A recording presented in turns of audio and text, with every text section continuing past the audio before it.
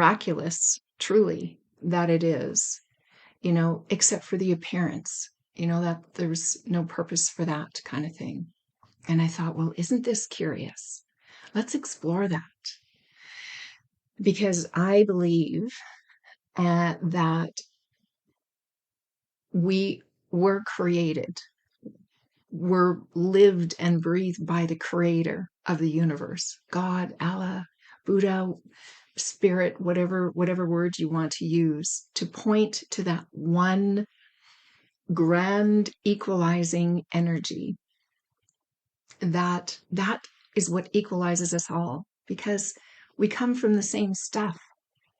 We're made of the same stuff. And it is infinite. It is wise.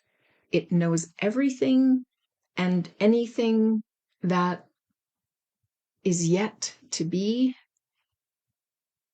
And there's an infinite potential for each of us, available for each of us, no matter what the circumstances of our life look like.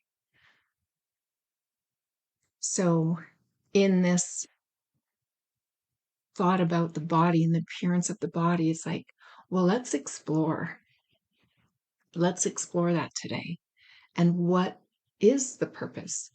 Because I don't believe that it would be here in the way that it is for you, however yours looks, for me, however mine looks, if there wasn't a purpose behind it. And really simply, I believe that it's a vehicle to create through, express through. That universal energy expresses uniquely through each of us, and then we get to experience the expression. It does, because that's what we really are, is that energy. And we get to experience it through our body. So I think this is pretty cool. I'm going to put this here. In different ways in looking at the body, we can look at it in the ways of, like, functionally. What does our body do functionally? And that can be different for each of us, depending on maybe how we came into this world. If we had all of our limbs, if all of the systems developed in a way that typically most humans' bodies develop, we can kind of expect it to function in a certain way. That it's our vehicle for expression. We get to experience through it. We learn things and we get to navigate out in the world through it. It is nourished by various things. I'm not a scientist, so but we have sunshine, we have fluids, we have water, vitamins and minerals and things that we get in our food, whatever we nourish it with. So if you look at it like a vehicle, we need gas, we need oil, we need things lubricated. Like look at our joints. Look at all of what we have. They need lubrication. They need movement. If you've had a vehicle that has sat for a long time, I live in Alberta, Canada, and we can get minus 30 below here. And if I haven't driven my vehicle for a couple of days, a few days even, it almost feels like everything is clunky and hard and rigid. And it's like the tires have been in they're not flattened, but it's just like, it just feels like a bit to kind of get things moving and rolling. So what does that tell us about this physical body to keep things moving? What happens often as we, as kids, we're doing somersaults and we're rolling around and we're wrestling or whatever we're doing. We're hanging upside down. We're in all kinds of positions, doing all kinds of things with our body. We're running, we're jumping, we're sliding, we're rolling.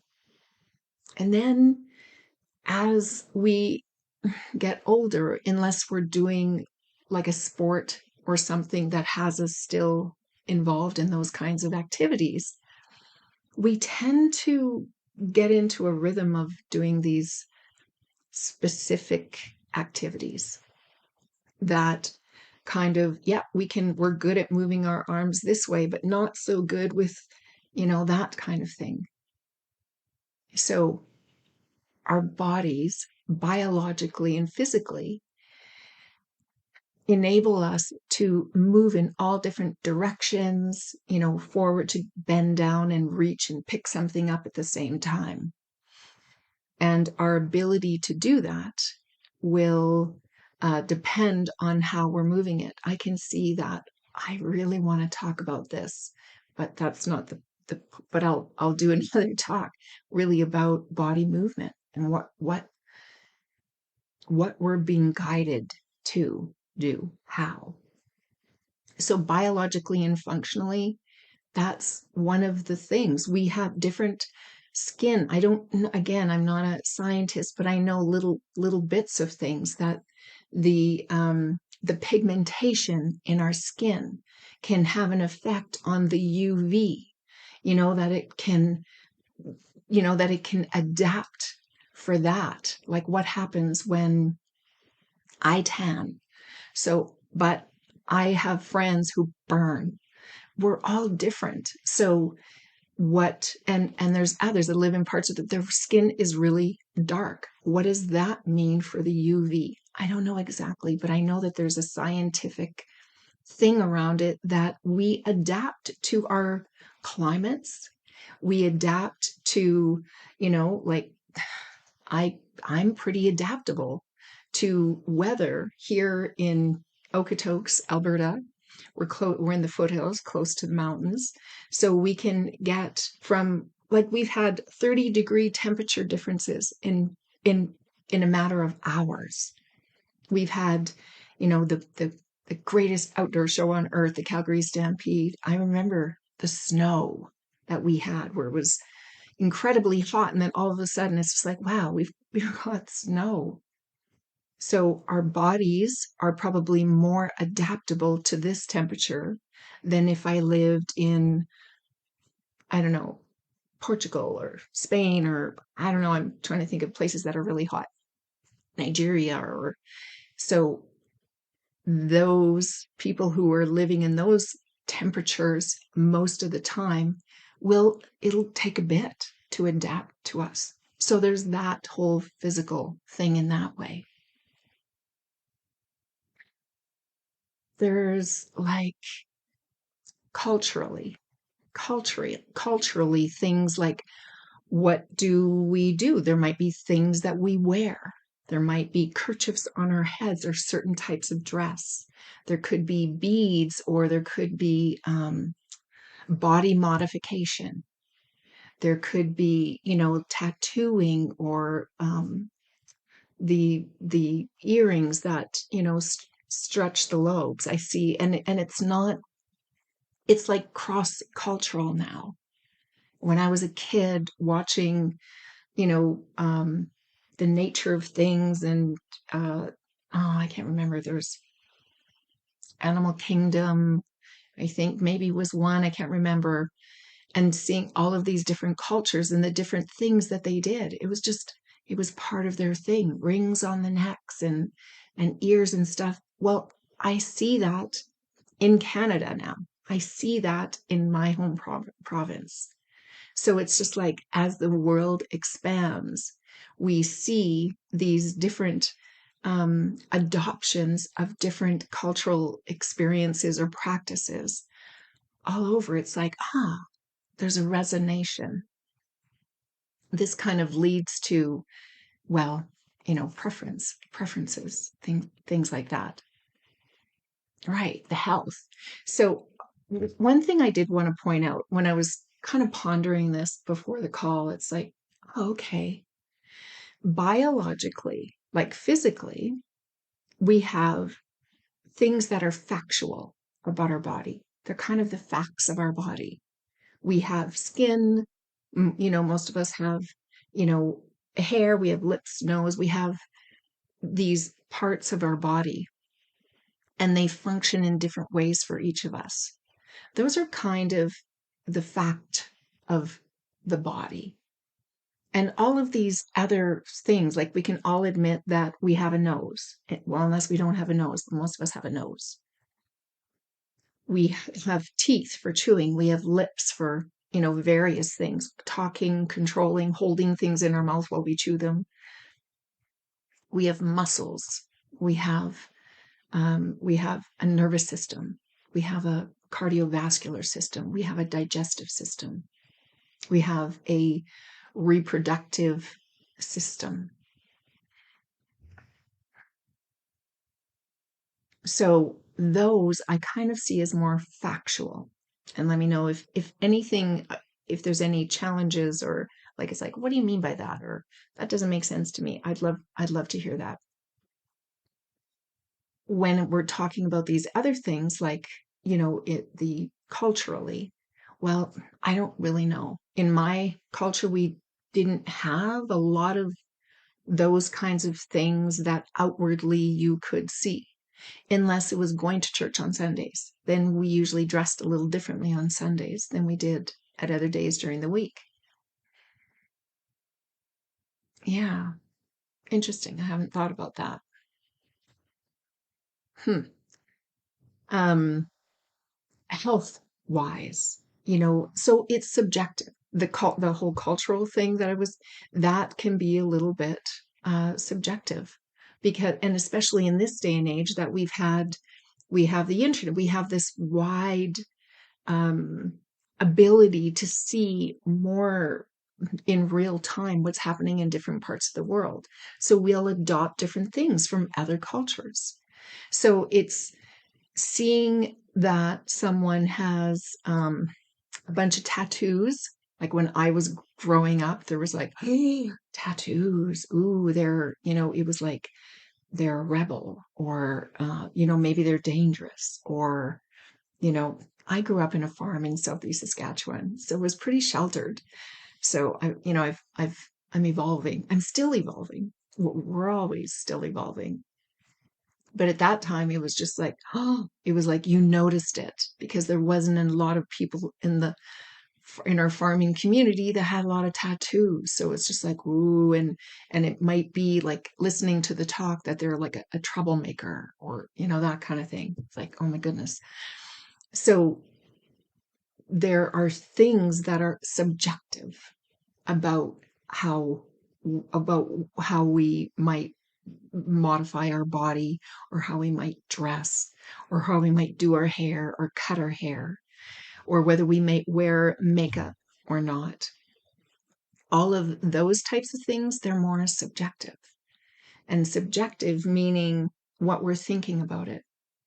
So now I can see a person with a lot of tattoos, and I'm honestly, I'm kind of fascinated. I don't want to stare, but I kind of want to take it all in. And I want to see how they put it all together, and what is it exactly, and oh, I wonder what it means, and why that one, and there's all those kinds of things. So, but tattoos on someone else might be different. If they're big and burly, and I might be a little like, right? But the only difference here is my thinking about it, my perception. So it's very subjective. We create our own experience with our own thinking. We think a feeling, if there's something that we've given meaning to, there is a feeling that rises up. It's like the thought and the feeling are like stuck together. It's like two sides of the same coin. They rise together. So a thought that we're grabbing onto, believing, hanging on to, will produce a feeling, a chemical reaction in the body. It produces a feeling of either like, cool, maybe a good feeling, maybe loose and relaxed, or maybe like, you know, the person with the intricate thing. It's like, that's cool and interesting. I'm leaning in, and possibly the one with the big burly guy and I don't know. I'm trying to think of something that would have been scary. It's just like, I'm gonna like, yeah, he's cool, but I'm gonna, right? It's all made up in our minds. We make stuff up. Our brains are kind of, it happens that way. It takes all of the experiences of the past and it looks at what's only present in the moment and then makes up this story. And then we can either choose to believe it and then feel, well, whatever we feel, or we can choose like, I don't believe that anymore. I can see as a kid that was scary to me because it was so foreign. And I heard adults talking about, I have my motorcycle's license. I don't have a motorcycle currently, but we did just get our daughter, well, she got herself a moped and she said I can ride it. So I'm very excited about that. We haven't quite got it yet. Anyway, I have a very different thought about that now. So that's, some of the physical things. So what about health? Like do any of you ride motorcycles? Have you ever? Even if it's a little putz or even like a moped? How fun. I'd love to know. Love to know.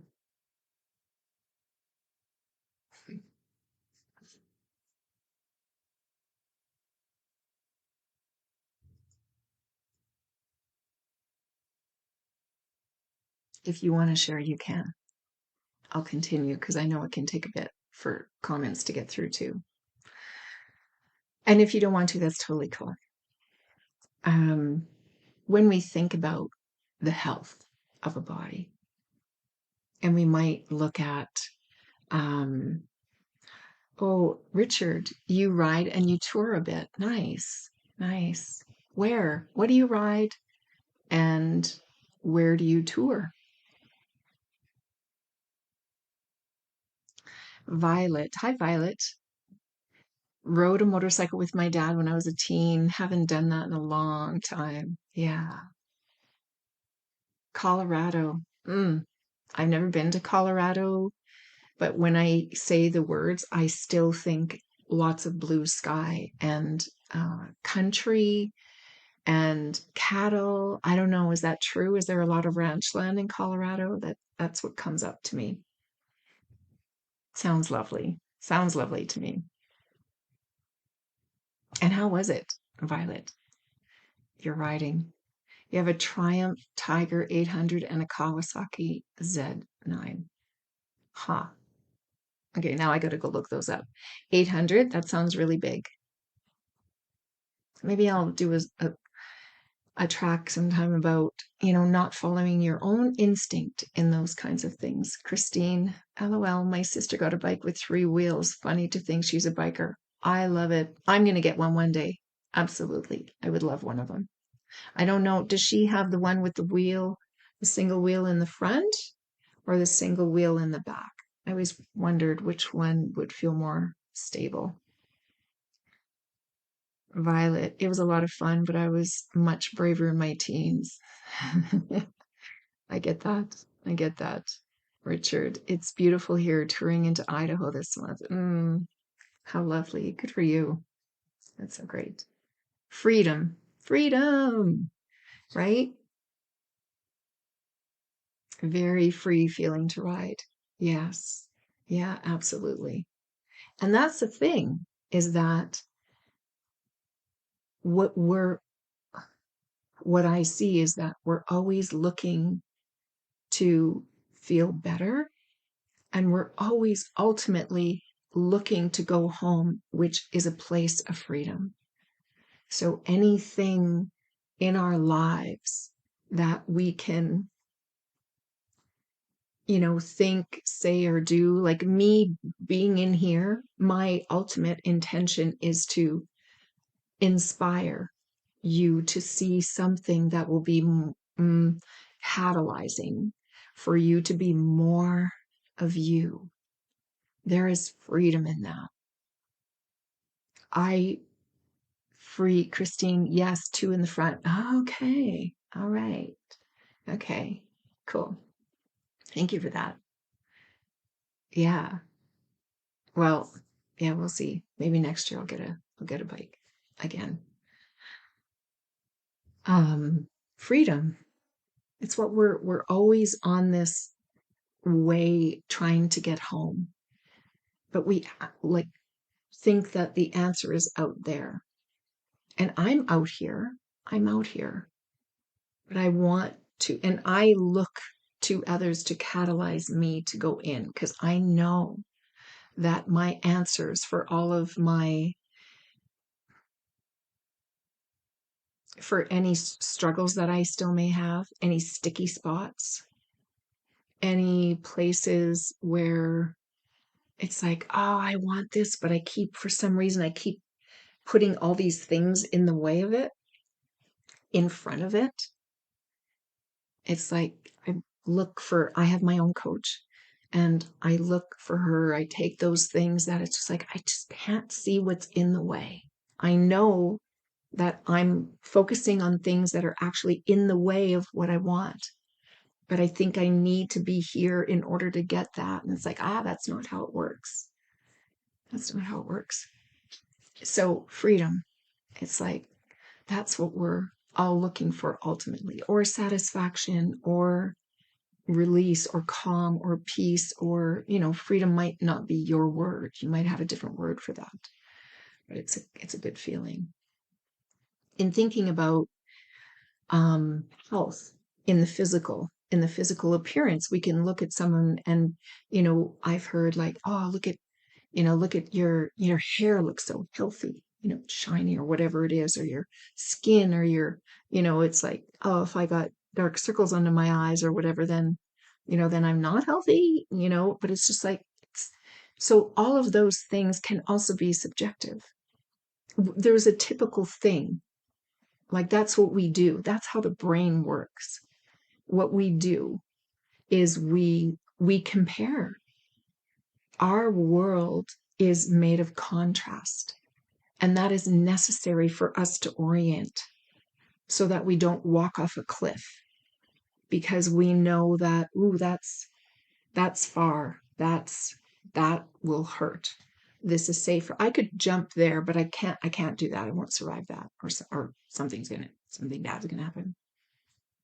Hot and cold, tall and short. That is how our world is set up. It's set up for contrast. And so in our world, we have all kinds of rules that we've set up to say, right, if you weigh this and I remember many years ago belonged to a gym and they put calipers on your back and places in your body to measure how much fat you have. And there was the machine you stood on. There was all of these things so that they could put you into something. I'm a Scorpio. I'm a 7 on the Enneagram. I'm a, I did insight or no, I can't remember what it's called. Yeah, Insight 2.0 or something like that. It's like, what are my strengths? Strengths Finder 2.0. That's all contrastive stuff. There's some things that are common, but it's not the rule. So I'm just going to make a note because I want to do a track or a core or something on labels, how labels are helpful, but that's it. It's just good information. So when we look at someone, we might say, oh, they look healthy or they look unhealthy, or it just happened to me 2 weekends ago now at my family camp where I saw someone and I saw, these dark circles under the eyes and thought, are they okay? What's going on? And I had all these stories that were coming up in my mind about what might happen. And then it's like, That person's fine. Had a conversation, they're just fine. Just had circles. Maybe a little tired. I don't know. But we can make things up about the appearance of the body innocently. So that is kind of subjective. And then there's like body language, how we move the body, or our mannerisms, or I know I talk with my hands a lot and I can be fidgety. So someone could say, all right, man, that girl, she's like, she can't sit still, or she's nervous, or, ADD, another label that I've, had applied to me. Yeah, possibly. Good chance, good information. So how can I still function in the world and experience the things that I want to experience and just have that along for the ride? Okay, if that's there, it's all what I think about it. If I think it's a problem, it's going to be a problem. I'll make it a problem when I focus on that. So there could be intentional body language, someone making eyes at another or that kind of thing. There's all different, and how one person makes eyes to another, depending on their preference, it could be like, oh, okay, or no, there's preferences here. There could be someone rolling their eyes. My daughter, her grade 5 teacher said, like, are you aware of how often you roll your eyes at me with things that he said? It was so sweet that he had this conversation with her. And it was so sweet that she was so totally unaware, just totally unaware. So there's things that we do with our body. There's things that people see, perceptions. We see something happening on our face, on another's face, intentional or not, or unintentional, unconscious or conscious. And there is an experience that is felt in the body, depending on the on what meaning you make of that, and really in how we relate to our own body. We have preferences. And that's a wonderful thing about our world, with this natural contrastive component to it, is that we have preferences. We have preferences for our own body. We have preferences for who we want to maybe partner up with, or who we maybe want to do things with.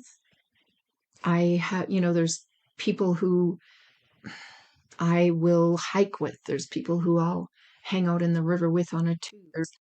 Some can do some can do others. I like to ride a bike. I like to kayak. So it's just like, who likes to do what, and what feels good in a body that they have, what are its abilities, can change too. I'm just making another note because we train our bodies unconsciously. We train our bodies to support whatever it is we're up to in the moment, or the long moment. It can take a while to train your body to do something. Oh, sorry, I missed, Maggie, your message, so I don't know exactly, but let's just say you say, this feels so true, even with labeling food intolerances based on popular media. Absolutely. Absolutely. Yeah. If you've been in here before, you've heard me say that I try to be my own personal experiment, because I've had all of the gluten and I've tried all the diets, tried all the things, cutting this out, depriving myself of that, making myself drink that, eat that, do that, because I heard It's good. That's what you do. But ultimately, you got to go with how it feels in your own body. So even in appearances, well, I'll speak to this, yeah, Maggie, and then I want to mention about relationships as well. So I like to look at the nature of something. It's helpful in understanding what's going on because I believe that you can trust your body. When you understand that, if you were at yesterday's call, and I actually, there's a track coming too around that, just to speak a little, it might have spoke about it a little bit differently, but about the body having its own mind. If you are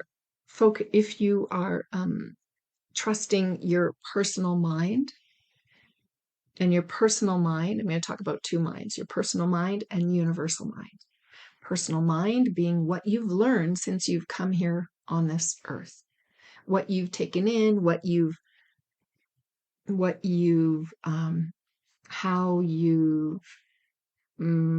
do I say? How you've like made meaning of something, or how you've understood something. Because we can look at the same situation or the same event and come up with a different description and belief about what happened and what caused it and all that kind of stuff. And that can inform, it informs the personal mind. And then we make stuff up all the time. And then we experience that. So that's the personal mind.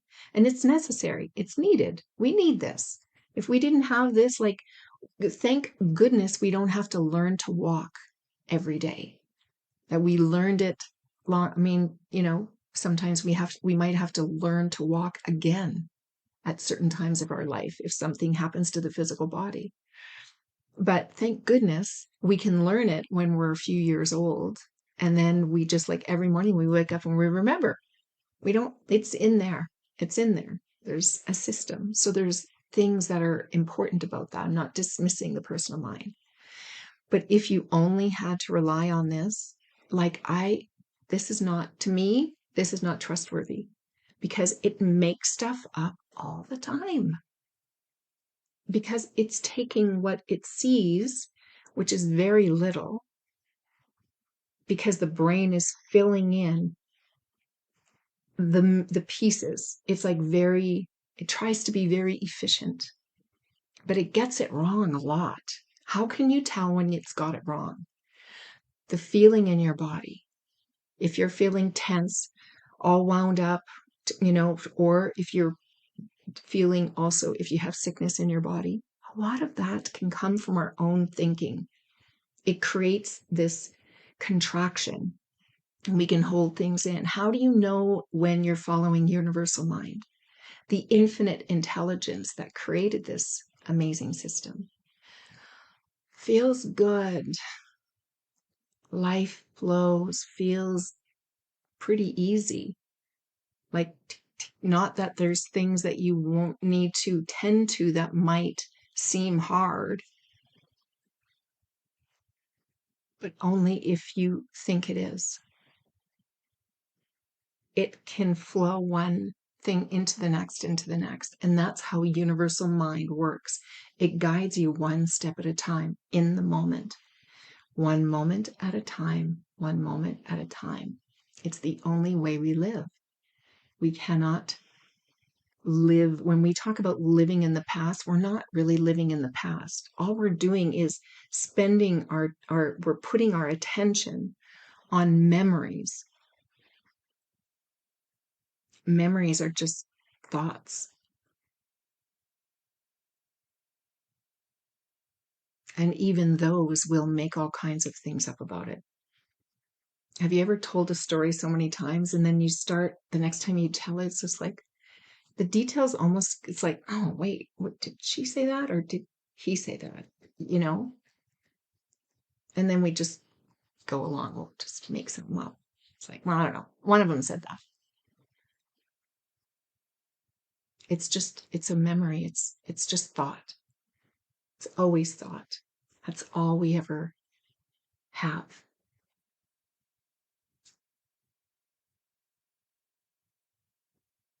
I'm not sure if I wrapped up what I was meaning to say, but I'd love to talk about relationship for just a moment. And um, if you have a question or you'd like to interject something, like feel free. In relationships, I coach and I do energy work as well, intuitive work. And in helping someone through a breakup, there's something to know about that too. And this is kind of like about how life works. I mean, first of all, we're always experiencing our thinking. That's it. We think and it makes sense to us. In the moment, it makes sense. And we also have this thing called preferences. There's this contrastive thing, and we will prefer things. We will lean into things and be repelled. I've shared this story before about my little niece when, I don't know, she was probably close to a year because she was eating all the foods. And I put this spoonful of mixed veggies in her mouth and and out popped a lima bean. She ate the rest. Well, I picked up another scoop with another lima bean in it and she did the same thing. Popped it in and it's like, you could see her little mouth working and then out popped the lima bean. There's a sifting and a sorting that we are doing all the time. It just happens so unconsciously, so automatically. We don't even recognize it. That's the same way with our bodies, our appearance. The body is, and it means nothing. Let me make this clear. No matter what the body looks like, no matter its size, shape, color, hair, nose, no nose, there is an attractive and repelling happening to various degrees, right? It could just be neutral, but there's always like, I don't think any way about it, either or. But that's just natural. That is like, I see that as it just happens. That's just our way of functioning in the world. But the appearance does play a part in that. So understanding that in a relationship, when there's relationship breakups or that kind of thing, where someone prefers another, or maybe just prefers not this anymore. It's not just about the body. There's a lot. There's a lot that is going on. There's a lot of thinking going on in there. There might be a chemical thing where it's just like, oh, there's just an attraction there. But there's a thought about it. Even in that, there's thinking.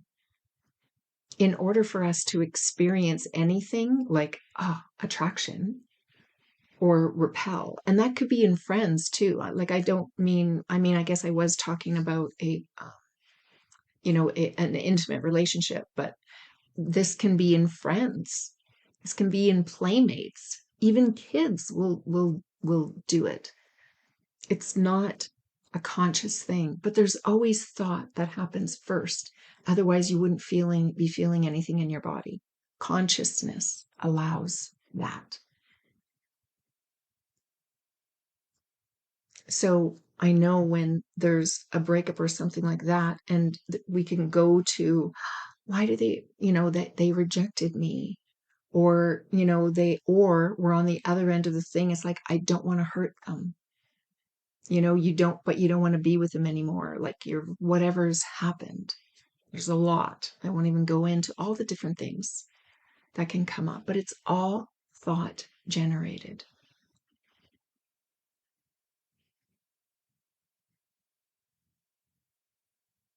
Thoughts?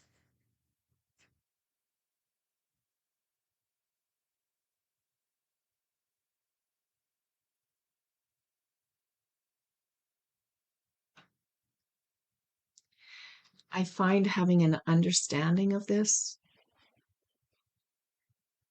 there's just so much more peace available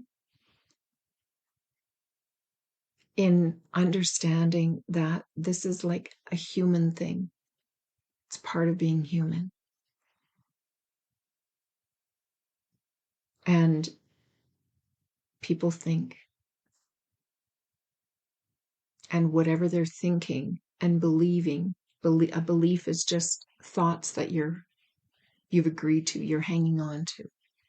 You like you vote for that. It makes sense in the moment.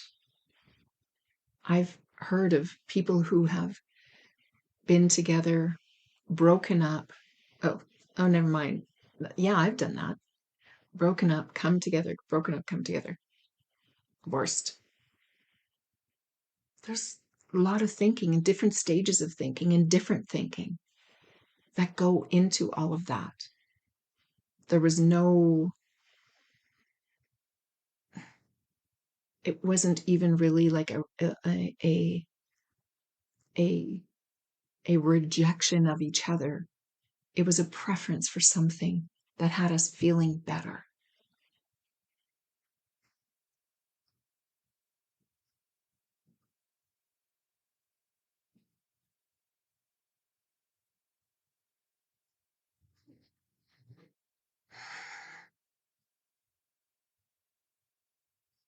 What do you think of that?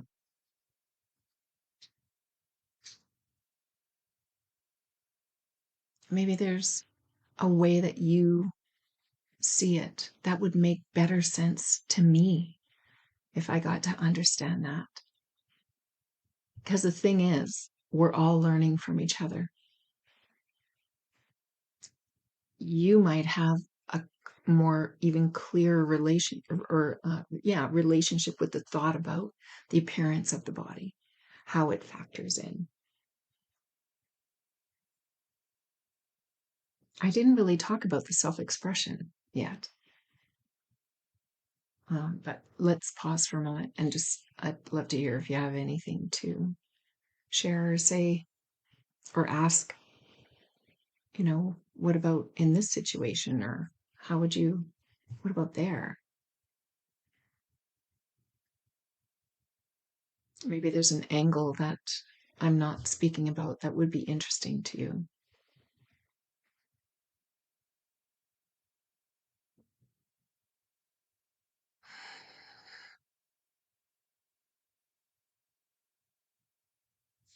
Richard, I've been processing letting go of a 3-year relationship. Even though we communicated kindly and remained friends, I cannot seem to grasp why my partner became so critical, which was taken personally and was painful. Still reaching new levels of letting go. I'm sorry you went through that, Richard. Yeah. If I may offer one thing that, helps me, I've mentioned it, but I'll speak to it specifically here, is that's the thing. We can't know another person's thinking. We can't know, and sometimes they not either. Have you ever felt a certain way about something, like just so strongly? Their stories, yeah. And they're each of you have your own personal, there's a word, I don't know why I can't grasp it, but it's come up again. Interpretation. It's like your own interpretation of something. And they can cross, like they don't meet. And the more, at times, the more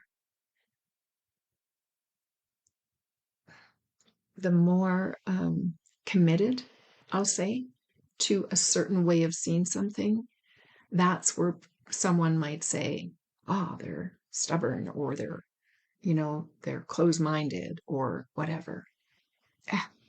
Forget about all those words. It's just that they're thinking a certain thing they're believing a certain thing. It makes sense to them. And they're so focused on it that they can't see. It is like blinders kind of coming on.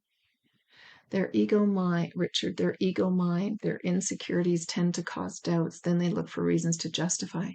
Absolutely. Reasons to leave. And of course, whatever you're looking for, you're absolutely going to find. You're going to find it. I am so sure of that because I've seen it happen over and over and over. And I understand how the brain works too. Because whatever it's looking for, it will find one little thread, and then it'll take these many years of past experiences and stories and movie watching, show watching, other people's lives, and they'll take little bits of all of those stories and glom it on together into this one little thread, and they'll make a puzzle piece that fits the story that they're looking to experience, that they're looking for. That is another part of being human, as long as we have this system. However, I'm not saying that, oh, therefore you're doomed. That's it. You're human. Once you understand the nature of the brain, the nature of how it creates these things, the nature of the eyes, how you see something, and then your brain, like 10%, and the other 90%, the brain just fills in with what it believes, with what makes sense to it in the moment. And then that's what you experience. And that's what you feel. And when you feel something, it usually causes an action, a behavior, an action. And we can get into like a tumble where we keep following it, keep following it, keep following it. And the more we look in the direction of what the evidence that we're looking for, the more we'll get. Richard, they create a story of how a partner is not doing enough to meet their needs. Yeah. Yeah. There's lots of stories created. And here's the thing. So once you understand, because you can't experience her experience, Richard. You can only experience your own. So what are you thinking about this circumstance in your life? You said, if you're okay, just gonna pull this little thing up. Letting go, even though we communicate kindly, remain firm. I cannot seem to grasp why. Right. Yeah, Richard.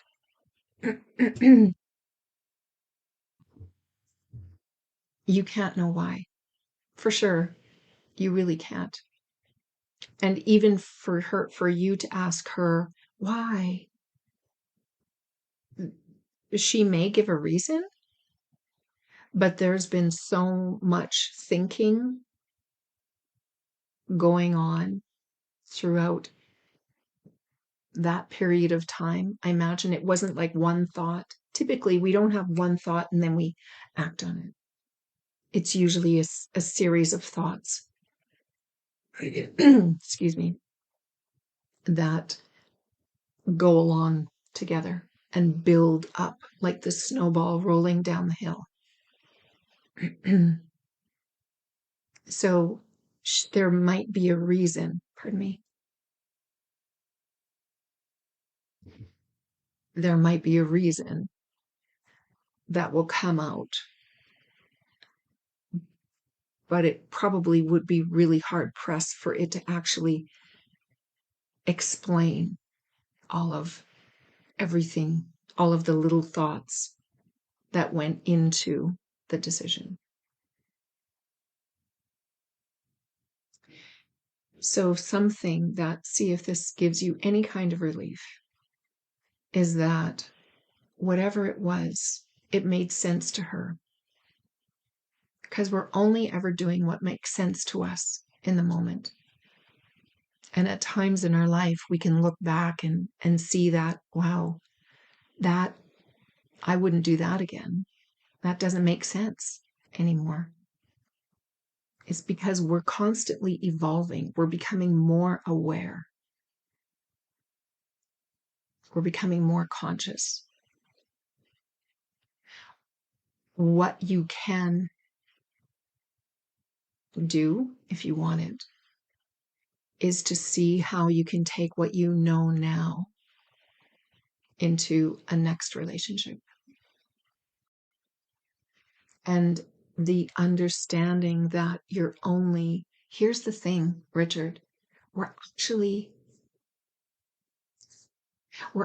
never in relationship with each other. Not purely. I'm in my relationship with my thoughts about you, and you're in your relationship with your thoughts about me. So look at this. Like, am I muffled now? And it's not just one. Is it hard to see?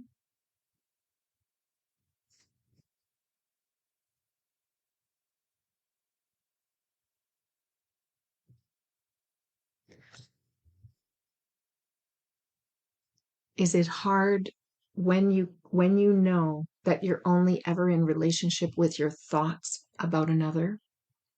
It kind of changes everything. It will take off a lot. It will offer an opportunity to be aware that if I'm feeling if I'm feeling grumpy, gripey, afraid, scared, hurt, first of all, I'm only feeling my own thoughts about whatever happened or whatever I see, whatever I've made up, whatever. That's it. The other is not doing anything to you. Life doesn't happen to you.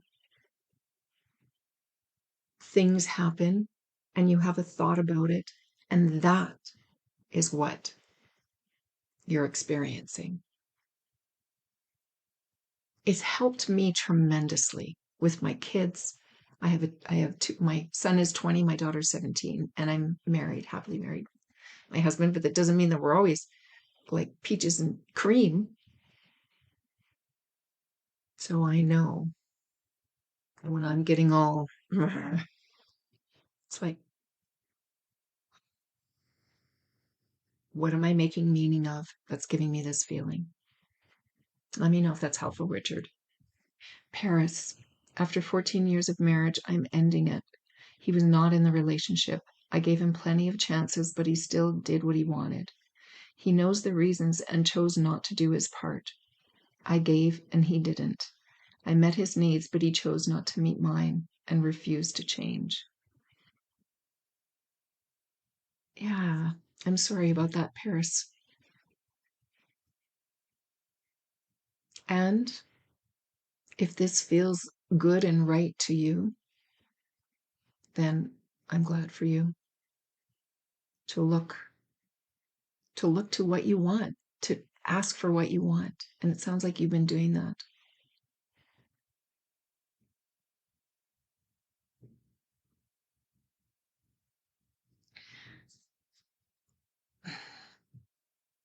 I like to know why. I do. I said like lots in my life, like I love to be with I love to figure out what I'm thinking, what's going on, what others are thinking, and all of that, and why this and why that, and these big questions. But really, I can't really know why. And sometimes it's just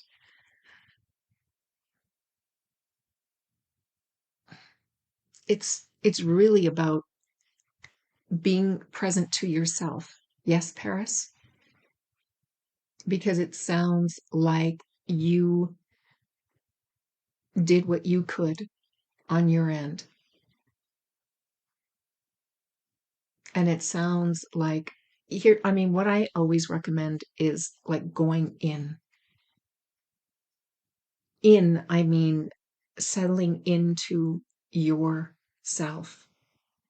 This is going to keep you busy and all kinds of like this way or that way or that, or well, he did this and she did that. And so this, well, he did that. So that must mean and if he can't, then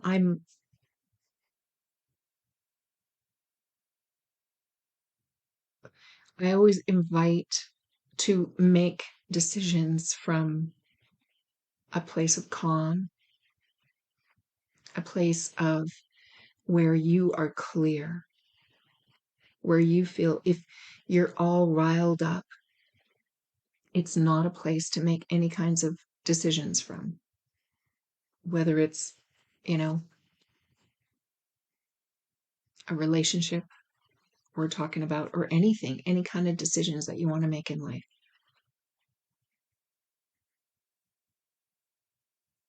When there's less on the mind, that is when source, that's when you're going to hear that guidance more.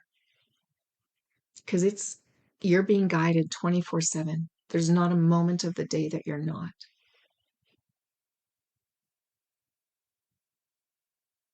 And it's just a matter of, can I hear it or not? And can I hear it? Because it will feel good. There will be a feeling of knowing, right? And then if it all of a sudden feels not good, then you're scared or worried or whatever. That means that your personal mind has come in and now it's squashing it. So you have this spirit coming up, your wisdom, your true nature coming up and guiding you, and it will feel right. And then the next thought can be like, oh no, don't do that. That means change. That's scary. Stay where you are. Don't put up with it. And then it doesn't feel good anymore. And then confusion reigns. Oh my God, I don't know. Am I listening to my personal mind or am I listening to my God mind, my true nature, I'm so confused. Don't do anything. Don't do anything in that state. Richard, okay, that was a thank you. Thank you. You're welcome. You're welcome, Richard. Paris, best decision I've ever made. I love myself now, and that's why I had to finally let go. Oh, beautiful. Beautiful. So all that I just said maybe wasn't for you, it was for all of us to hear. So lovely. Happy for you. Richard, needs not being met was what my partner told me as well. I wasn't able to grasp that, unfortunately. Yeah, well, Richard, maybe this will give you some relief, some peace, because you can't meet her needs. We can't meet each other's needs. Okay, I'm just going to pause there because it felt like felt really big.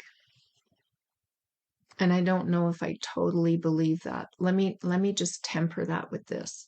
I'm thinking about my own relationship. So, okay. Here's the thing. Here's something that I see. Awesome. Okay.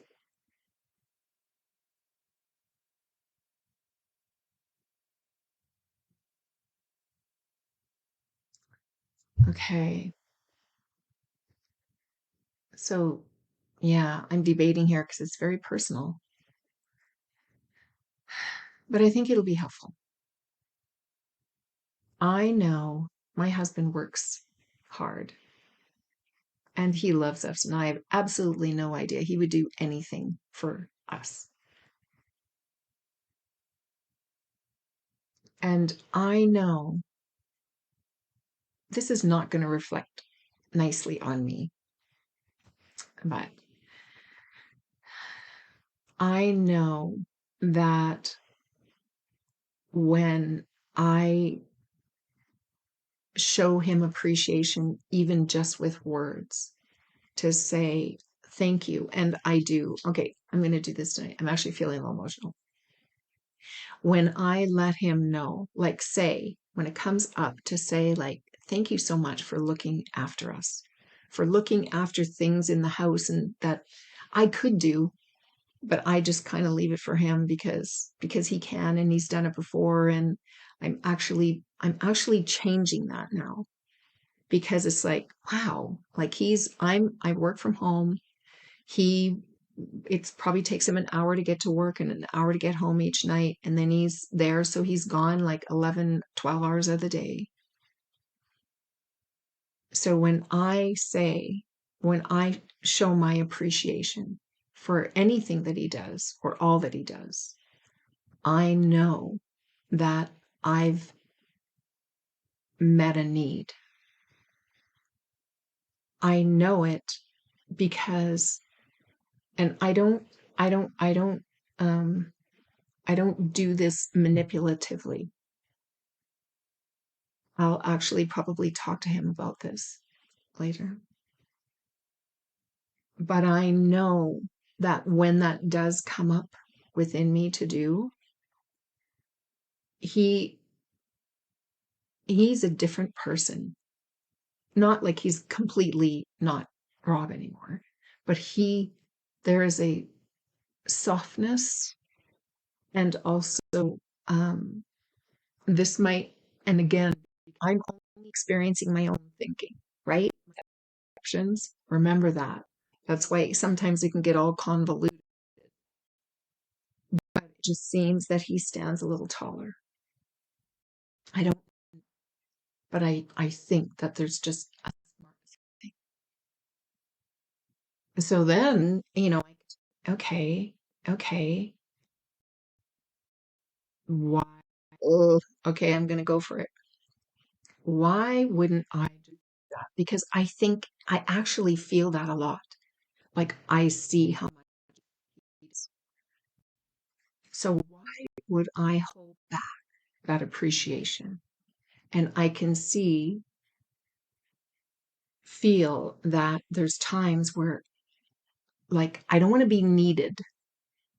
Like, I got my own things to do. I got things to do too. And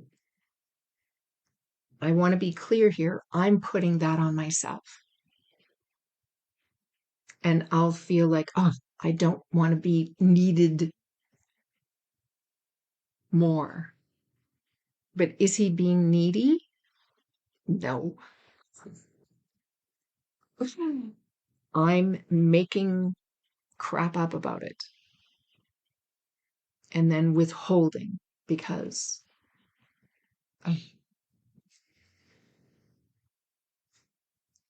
you see how it's relatively innocent? I'm not, but I can just see. So I hope that was okay to say. Oh dear. Yeah, this is good, right? It's good to talk. Thank you, because you just helped me see something. Now I want to go back to you. And I hope that was and Richard, let me know, was that what I saw in that dynamic with Rob and I, was that helpful for you to see how, yes, I think we can be there for people, we can be there for each other. But what kind of thinking do we have about it? Rob is not being needy. I'm having these thoughts about, oh, I don't want to, like I'm overwhelming myself with some things that I've agreed to do or am doing. And it's just like, that's for me. That's, in that case, I can take care of that. I need to book some time off in my schedule. Maybe that's what's needed. I don't know. I'll have a look at it later. I'm just gonna, it did sound similar, and I think unhealthy thinking was a culprit. Absolutely. Richard, you put the nail on the head, because that all of our conflict is always about the culprit is always our thinking. When we're feeling great, the culprit is also our thinking. Likely the feeling great thinking will be that we don't have a lot of judgment or personal mind thinking about it. It's coming up from source, because that is good. That just wants good stuff. It's only going to offer guidance to lead us to more feeling better. Freedom. It's always leading us home. I got to just scooch back in the notes to catch up. Best, okay, needs to be met. Okay. Aaron, does anyone ever feel like in a relationship and it ends, it's like the two-person souls have done the work they came together to do? Yeah, I believe that, Aaron. Yeah. It's like we've learned our lessons, or we need to process our lessons we've experienced with each other, and now it's time to grow for the next experience. I got goosebumps. Yeah, I believe that we're all on this journey together in some way, and we come together and we, like, this whole idea about catalyzing the who we really are in each other. And sometimes it's not, it doesn't feel good. Sometimes it can feel like, ugh, at the time. But then after, it's like, wow, that was really good. That was really good. That was really hard. That felt really hard. And I'm so grateful for that experience. I know I've certainly experienced that in my first marriage, and many other things, not even just all in relationships, in friendships too. Yeah, let me go back here. Um, Richard, that's what I responded with. Oh, I missed it. It was 9 minutes ago. Oh, right. That was about the needs, that you can't meet her needs. I remember seeing that when we talked about that. Aaron, that's what happened with me. Welcome to being human, Michaela. Absolutely, Aaron. Aaron gave him Paris some love, some prayers. Aaron, way to be brave and vulnerable, Michaela. Thank you. Thank you, Aaron. We are human, right? We can't escape that. It did, Richard, it did sound similar, and I think unhealthy thinking was a culprit. Oh, right, got that right. Much projection going on. Absolutely. That's what we're doing all day long, right? All day long, we're projecting, projecting, projecting, and then we're experiencing it. We're the creator and the actor and the everything, and the audience of our own movie. Elena, I know Richard's got this on lockdown. Yep. Good word, catalyzing. Yes, Aaron. Aaron, I know it. It doesn't feel good at all at the time. Right. Yeah. Although now, like now that we know what we know, knowing that we know together, that we're not experiencing the other person. We're only experiencing our own internal dialogue, our own thoughts. What does this offer you in the next moment with the relationship with yourself, with your body, with your friend, with the driver that cuts you off,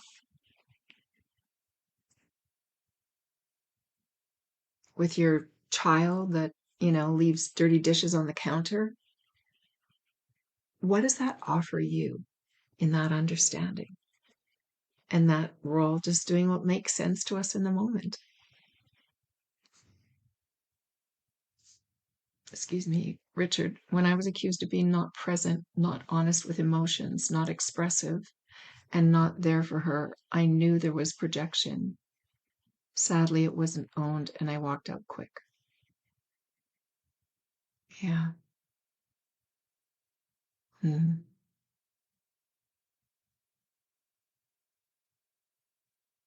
Yeah. Aaron, exactly. And you're still friends. I love that. That's so lovely, Richard. That's so lovely. I'm glad for you for that. So if you're still friends, you like this, how might this even, well, anyways, it might bring up you love to love. Lovely. Well, that makes sense, doesn't it? Right? That's what we are. We're all just little, I was going to say a few different things, but we are love. We are that.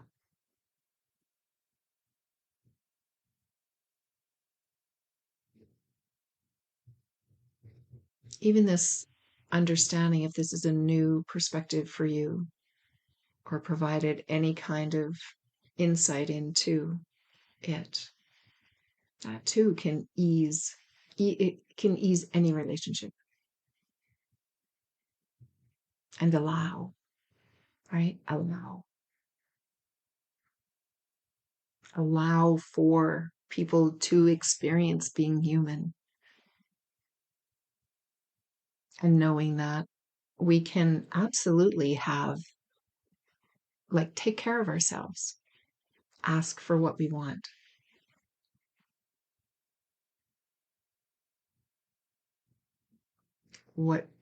ask what they need. It doesn't mean that we're always going to be able to do that, but we have choice. We have choice. So I know I'm going to be, I cannot just saw for myself today in my relationship with Rob and my relationship to my own neediness.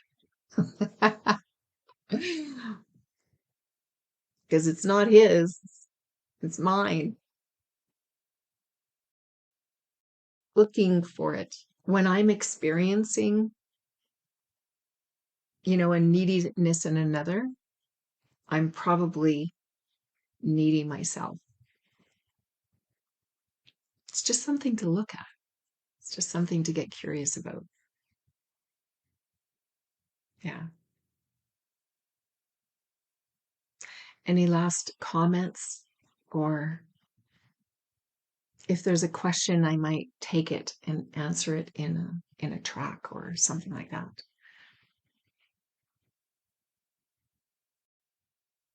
It's been really great to be here with you today. Lovely conversation. I hope it was. If you're new to me and you're not already, I'd love for you to join me again. I'm kind of getting caught up on tracks. I've been doing so many lives. It's like, wow, I'd like to do more tracks too. Some different and some maybe related to the topics that we've been talking about on the lives, just for those two who weren't able to make it. Thank you, Aaron. Thank you all. Thank you for all the hearts. Richard, thank you so much. Thank you for showing up, Richard. Emotional intelligence, trusting enough to get vulnerable, and accepting your partner are also very important, right? Yeah, yeah, absolutely. It's been a pleasure. If you want and you have time, you can come see me Friday. Oh, right. It's about, well, you kind of already know the answer. I really just talk about the same thing, just from different perspectives, kind of thing, because you're infinite intelligence and you feel you experience the feeling of your thinking. It's really what it's all about. And it's just like, how does it relate? What angles can we look at this in different aspects of our life? So if facts don't affect how you feel, what does? You know it. You know it does. Let's see what areas we can explore about it on Friday.